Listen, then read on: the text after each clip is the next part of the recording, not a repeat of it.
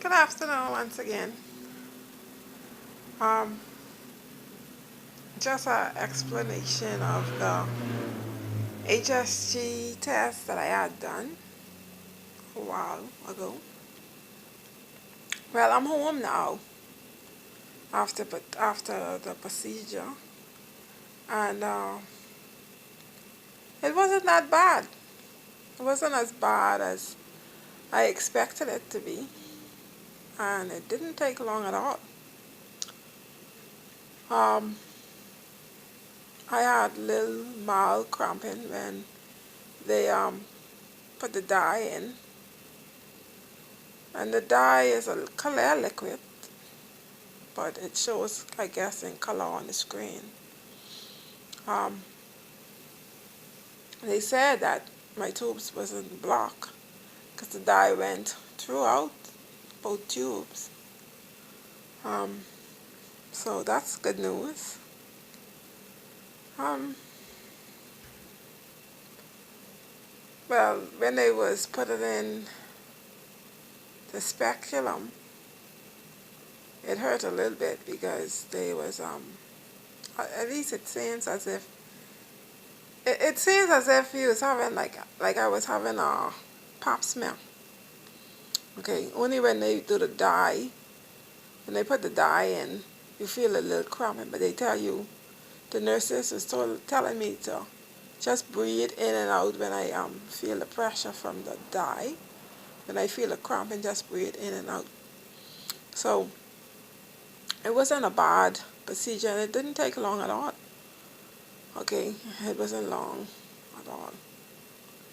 So to all who may be anticipating having a HSG done, um, I would just say that there's nothing to be afraid of.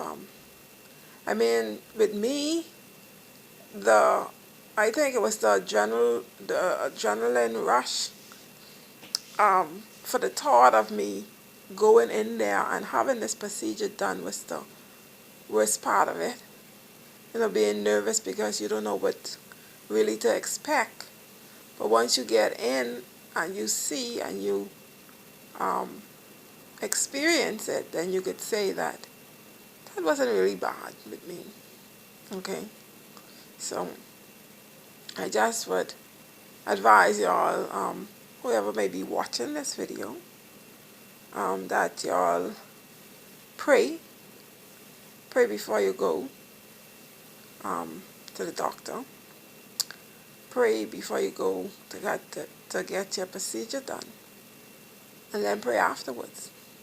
You know, because God is able to do all things, and we just got to trust Him and believe and know that He can do these things. All right. But and also you could take some painkillers before you take it, like half an hour. You take some painkillers, like 2 tablets, just for the pain. But you may experience a little cramping afterwards. Because it ain't that bad, like how people making it seem as if it's so bad. It isn't bad, and it don't take long at all.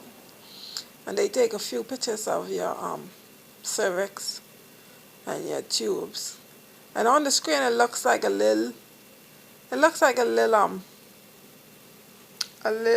line, curvy line, like it doesn't look wide at all. So it's just that experience or the adrenaline of what to expect. But like I say, my experience was not bad. Um, I haven't never had any children, and I'm just taking these tests to figure out what's going on, what's the hold up. All right. So I just want y'all to be encouraged. Don't take or don't think too much about it, because that's what I was doing, thinking so much about this procedure, or I want to hurry up get this over with. Okay, because I really want to know um, what is going on and what's the whole up. Okay, but I leave everything in God's hand, the results of whatever. Um, and I'll give you an update when I get the results. Okay, and this is just the start of my infertility journey into conceiving. I mean, my husband is at work, and this is just my story. Like I watch a few stories, for infertility stories, and you know, being a woman and you cannot have children, or if you don't conceive a child or two or however, then you feel less than a woman, and it really hurts to see other persons, family members, friends, whoever may have children and young babies and you don't have any, and it makes you feel down. But we just gotta remember that God is in control and He knows what's best for us. So even after I didn't had this procedure done, and even after whatever other procedures I have to take, um, and if ain't nothing happen, then I guess it's just in God's will for me and my husband not to have any children, because God's plan may be different from what I see. Okay, I I cannot see the future, but God knows the beginning and He knows the end. All right. So I just would encourage y'all to continue to trust in God. Okay, just have faith in God, and know that all things work for the good to them that love the Lord. Have a blessed day. And I'll give you all another update when I get the results from the doctor. Bye.